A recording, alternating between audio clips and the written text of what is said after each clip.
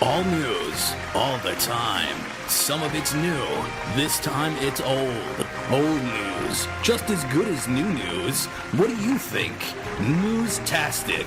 It's your boy, your host, Jimmy Newspants. All right. Great to be here, everybody. Great to be here. Wow, what a lovely crowd. Lovely crowd. Oh, it's just wonderful to see all your bright, shining faces right in front of me. Right here, right in front of me, right now. Because we're live, and, all right, that's enough. All right. Our top story this evening. On June 30th, 1956, tragedy struck over the Grand Canyon as a United Airlines Douglas DC-7 collided with a Transworld Airlines Lockheed L-1049 Superconstellation. Try saying that 10 times fast. This marks not only the first commercial mid-air collision, but the deadliest disaster of its kind at the time. Our corresponding reporter on scene has this to say. Yeah, can you guys please send me back? It's really, really hot out. I don't know how long we can... True facts. Picture this if you would. A gorgeous gorge, one of the 7 natural wonders of the world. You're a passenger on a sightseeing trip. Would figure we'd take the scenic route with you folks. We're going to go take a look at the Grand Canyon carved out by the 277 miles of the Colorado River over 6 million years, folks. Now, feel free to light your complimentary cigars whenever you feel like, because this is 1956, and quite frankly, I don't give a darn. Now, let's get a closer look at that canyon. Now picture it getting closer, and closer, at an alarming rate until... well, you get the idea. And now, an exclusive interview with Dr. George Tracy.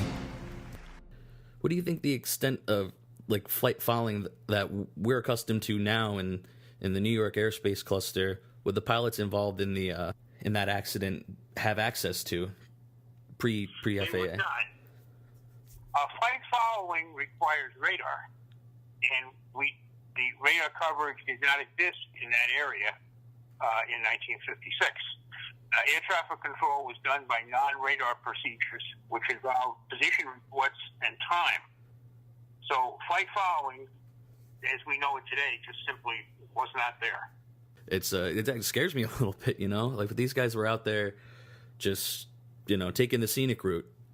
Well, they were VFR. Now, in those days, air carriers had to operate under IFR instrument flight rules and have an air traffic control clearance. However, if the weather was good, they could go up the clearance and proceed under visual flight rules, and that's what those aircraft were doing at the time that they hit. That's my recollection, anyway.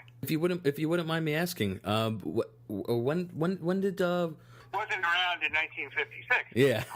I started in about 1970. Okay. When I started in 1970, there was still some parts of the United States that did not have radar coverage.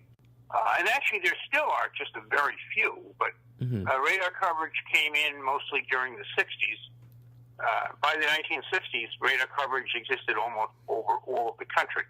Now, in your experience, would you say that, the lack of radar coverage, do you think that there's been another accident with that level of oversight where we had no idea where they were? And well, there had been mid-air collisions, but not for those kind of reasons. I would say not.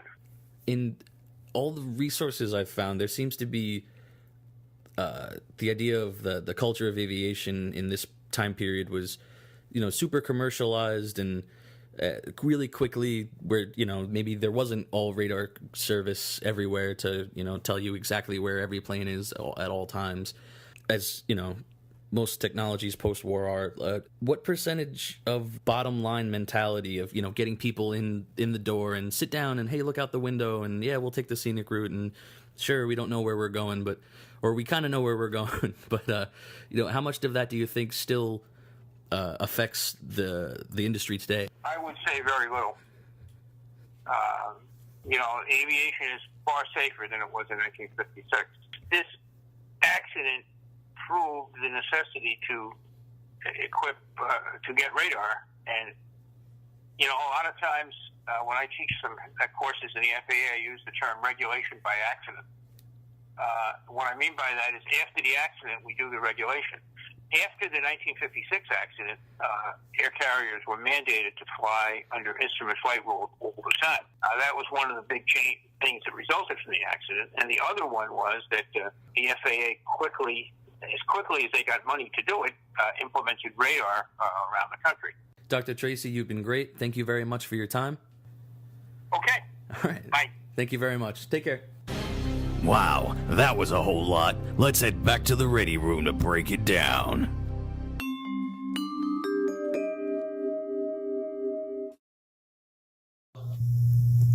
There's no denying that this was a terrible tragedy, but some of the good things that can happen after the fact of these terrible, terrible things is that we improve the way that we search for these things before they happen. So one of the ways that we can examine breakdowns in CRM is through James Reason's Swiss cheese model. Now, it's called that because the blocks that create it end up looking like some Swiss cheese, which makes sense. So, in this specific case, the blocks would be put in the way reasonably between something, maybe a dangerous thread lurking and looming, waiting for the chance to strike, and the pillars in the way to stop them. So this first pillar might be timeliness, right? So set departure times might be something that they were working with. Yeah, as Dr. Tracy had mentioned, that one of the things that they did use to make sure that everybody was where they were supposed to be was timing. But, one guy leaves half an hour early, the other guy leaves half an hour late, and you're left with a big old gap in that equation and no way to tell where they are without that. Now, the second thing that I believe saw this dangerous thread go through was the lack of radar coverage. Now, the Grand Canyon, it was not a very well radar covered area, not at all, according to Dr. Tracy. So that right there, if they don't know where they are at a specific set of time, and they don't radio in, and they don't tell you where they are, and they are VFR, which is what they were at the time of this accident, lack of radar. Let's see if I can draw a satellite. Is another hole for that dangerous thread to go through. Now back to the sense of timing. If there was somebody waiting for you at the end of it, then they would be able to tell if something was amiss. But this did not happen. Instead, what ended up happening was, 20, 30, 40 minutes after the fact, they had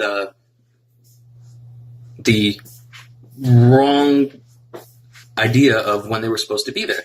So no one was expecting these guys at a specific time, and when they didn't show up when they were supposed to, emergency services couldn't be released. So that's a big old hole in the Swiss cheese model. And lastly,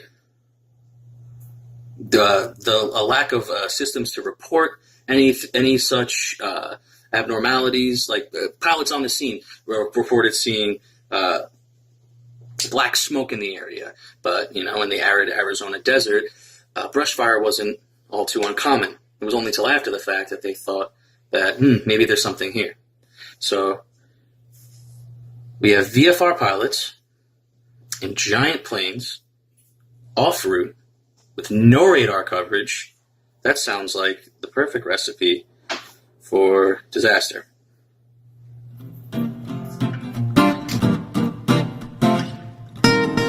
This video was brought to you in part by FLT 447, Crew Resource Management. I'd also like to thank Dr. Tracy for his input on the matter. It was very illuminating, and I'd like to make a special thank you to my fiancée Jess, for without whom this video would not be possible. So, thank you.